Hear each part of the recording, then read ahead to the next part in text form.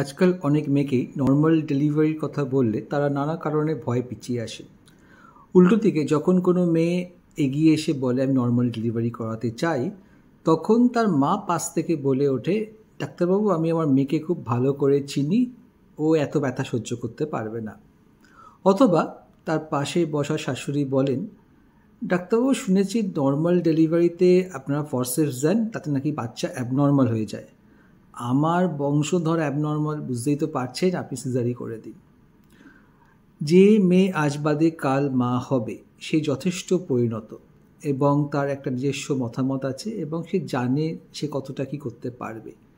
তাই নিজেদের মতামত তার উপরে চাপিয়ে না দিয়ে আপনাদের উচিত যে তাকে এনকারেজ করা, তাকে এগিয়ে যেতে বলা।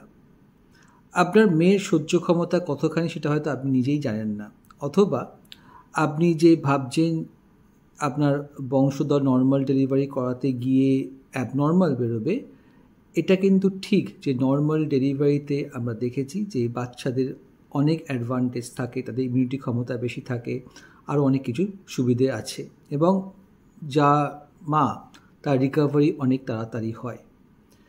তাই জন্য আমাদের বলা যে নর্মাল ডেলিভারিতে আমরা ইচ্ছামতো ফরসেপস লাগাই না। ডিফিকাল্ট নর্মাল ডেলিভারি যখন আমরা ভাবি যে হবে, তখন আমরা এমার্জেন্সি সিসেকশন করে দিই। তাই আপনার মেয়ে বা আপনার বৌমা এবং তার চিকিৎসার ওপরে ভরসা রাখুন।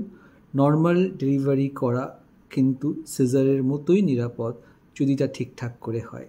ধন্যবাদ।